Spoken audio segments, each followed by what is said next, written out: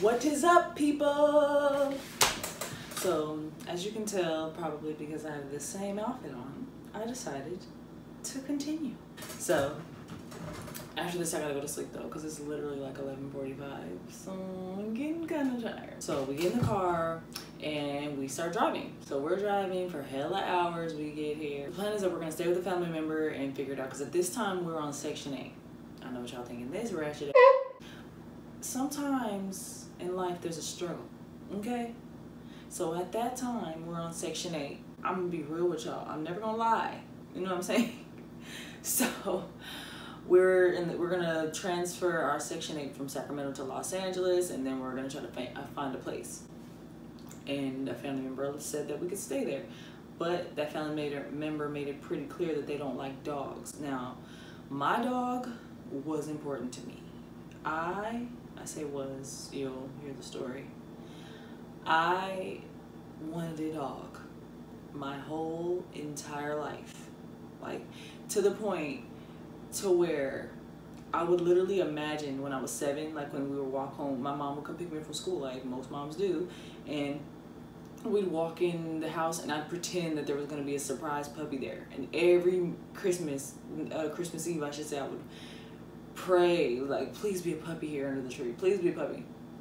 I never got a puppy. The excuse was always, we don't have a house, we don't have space, we don't have this, we don't have that. So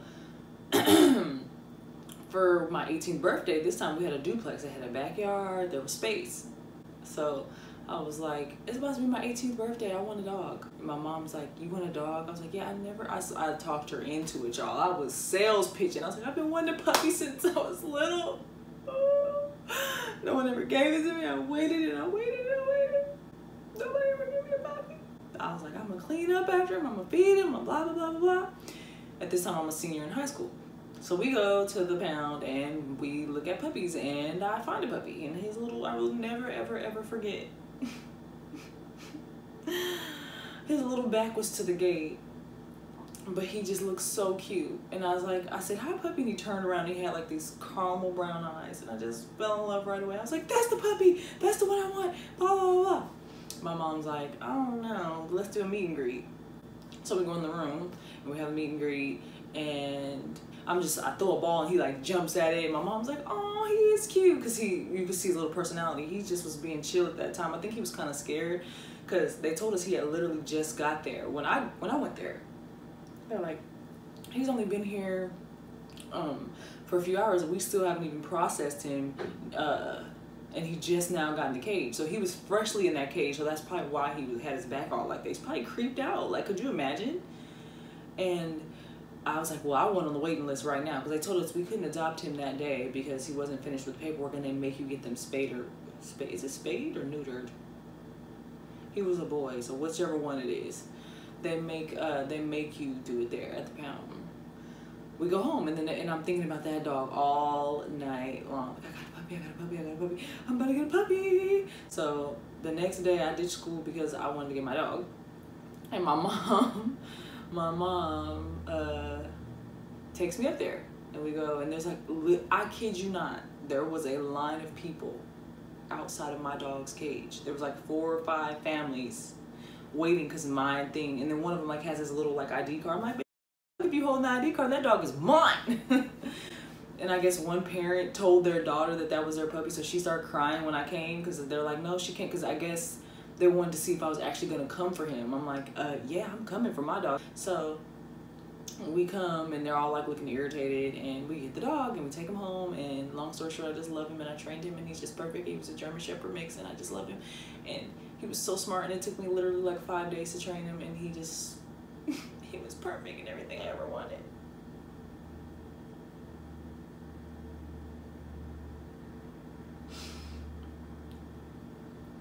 Anyway, so okay. Well, I told you that so you can understand how this made me feel. So I'm already knowing that that family member doesn't like dogs. So I'm like, well, Grissom's gonna be, that's the dog's name, Grissom. At the time I was obsessed with CSI. I know, I'm a dork. So at the time, I I knew. So my mom was like, well, we're going to have to put him in a pet hotel or something so that we can keep him. Because at first it was my dog, but it became our dog. My mom loved that dog. My sister loved that dog. You know, we all live in the same house. There's no way I'm going to be the only one who loves the dog. He became our family dog. We couldn't leave him. What were we going to do? Leave him behind? We couldn't leave our dog. Like, this is a hard story to tell.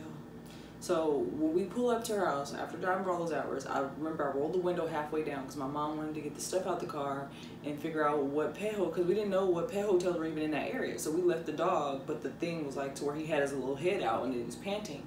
And I think one of my little cousins saw the dog and was like, oh, a dog. And that family member was like, dog?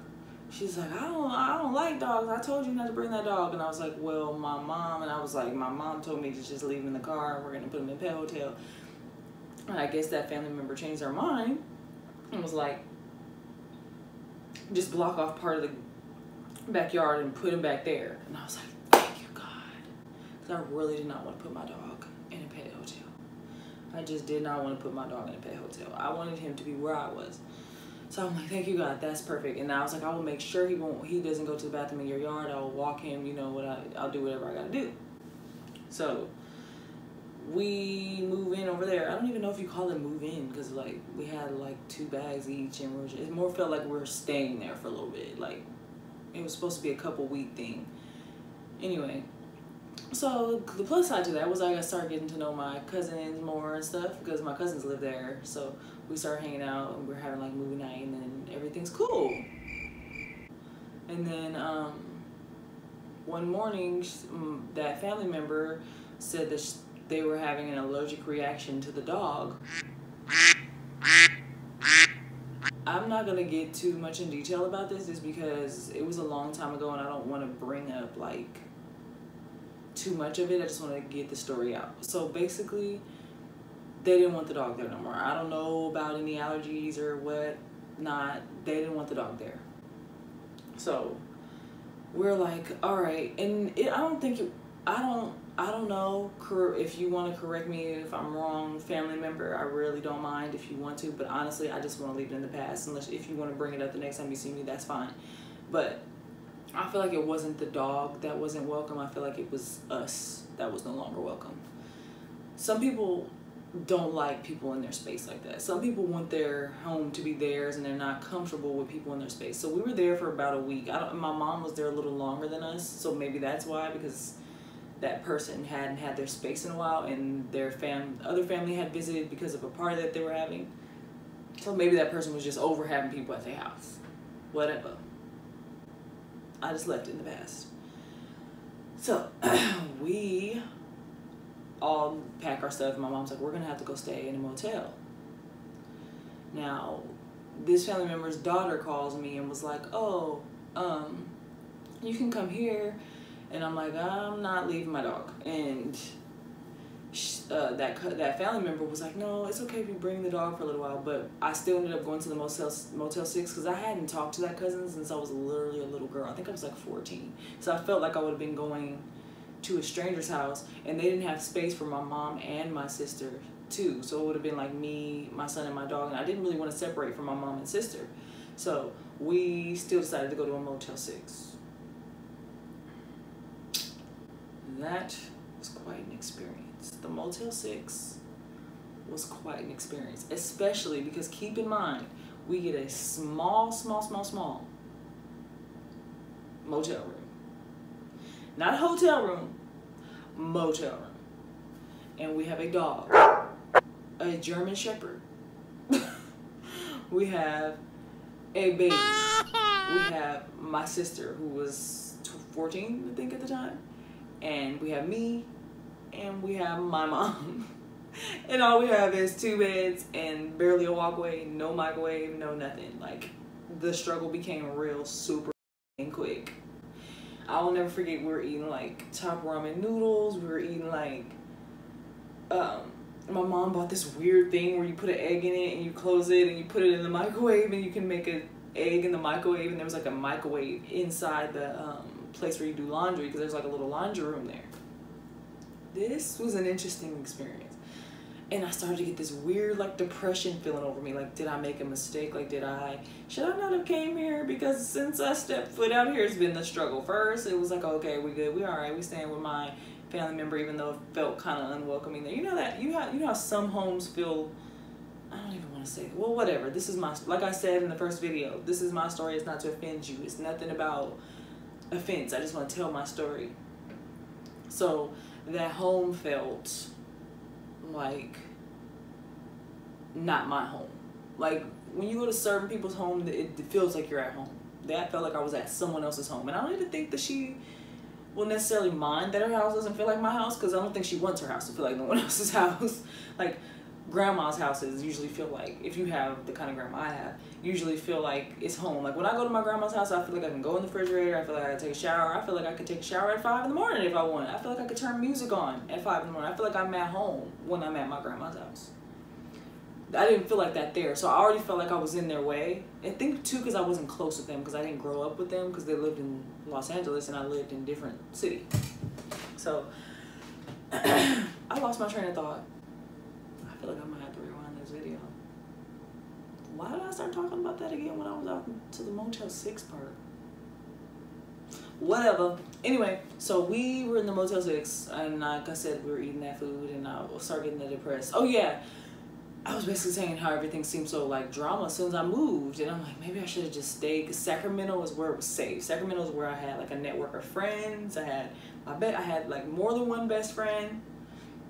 I had my grandma's house, I had my auntie's house, because in Sacramento I had, how many aunties? Like 4 aunties, one of which was, she had like her own little issues going on. So I had 3 aunties that I could like rely on, worst case scenario. I had uncles, I just had family, I had cousins and everyone. Where I moved to Sacramento, and the little family that I do have, I don't really know them that well, and they're not like super welcoming like that. They're more like to themselves, which is fine, because I'm kind of to myself too, so I get it, but I wasn't used to it. Not from older people. Like the people in my family were, older people in my family never really acted like that. Well, one of my aunties does kind of act like that. I'm not gonna say nobody's names. Y'all know who y'all are. Anyway, I feel like this video is gonna cause some issues, but it's fine, because it's not about them. It's about me. So we go to the motel, we're figuring it out, we're there. I remember I tried to find like some source of happiness, so me and my sister ride the bus for hella hours to go to the fashion district, only to get lost a little bit and only be there for a little while because everything started closing, and to have to turn back around and find a way back to the motel. That was like a weird, stupid mission, and it did not make me feel much better. It made me feel stressed out that I didn't have a car. Anyway, so I'm walking my dog and stuff every morning, and I'm doing all this and that. And then it gets to the point where it's getting kind of expensive, because my mom's like, how are we going to have the money to move into a place? Because she at this time had a job. So every day that we were there, she was working, but she felt like she was working for nothing because she was paying for the room, and I had a baby. So I was like, how the fuck am I going to help? All I had was welfare, and welfare was gone, and I hadn't transferred my welfare from Sacramento to Los Angeles. So I was broke as hell. I wouldn't have been there yet if my mom wouldn't have been supportive and wanted to move too. I would have waited because I wasn't financially stable. You know what I mean? So us being there that soon was because my mom decided she was gonna help with everything, and I was like, all right. So at that time, I was at the home with the baby. Marquise was about 2. He was 2 years old. He just had his 2nd birthday. And I had no idea who could watch him, and I had no idea how to get a job. I had just been there for like a week and a half. Like, damn, cut me some slack. It started to get to the point where it was expensive. Everybody was getting frustrated with each other. Everybody was arguing. That little place was so small. It's like literally small as my kitchen, but we had to live in it. And everything, you didn't want to touch everything, and nothing felt clean enough because it just was a lot. Like, it was so tiny that we started to get on each other's nerves. Even me and my sister started arguing, and we rarely argue. Everybody was arguing because it was just too small. We couldn't do nothing. And it was just frustrating. And you can picture it. There's a dog there. All you gotta think of is that there's a dog there too. It's like, so you can't even walk on the little aisle that you do have because the dog is laying there. Even he probably wanted to cuss us out. But anyway, so the Motel 6, man, that was just an experience that I don't wish on anyone. Living in a Motel 6 takes you to a mental place where you feel like you question everything in life because you living in a motel. And if that's you right now and you're watching this video, I pray to God for you that you get through it, because we got through it and I'm in a better place now. I'll tell you, we'll get to that part of the chapter. But I've been there to where you're on welfare. You're at a Motel 6. You don't know your way out. You don't know your next move. We were waiting for Section 8. Like, it was the struggle. Like, so and my mom's telling me it's getting kind of expensive. So she's like, we might have to separate. Because my mom had a friend from a long time ago that lived in Los Angeles. Coincidentally, when they were friends like that, it was actually in Chicago, but for some reason she actually was in Los Angeles. So she offered because her house wasn't big enough for us all to come, but she was like, at least you and Kennedy, my sister, can come. And I think she would have tried to make room for us if there wasn't a dog involved, but I had a dog. So I remembered that cousin saying, did you want to just bring the dog here? It won't be able to stay long because her husband don't like dogs like that. And they just didn't have a dog. When you don't have a dog, you don't want a big ass German Shepherd there. They had an apartment with a patio. It was a nice apartment, but a patio for a German Shepherd is not enough. So I understood.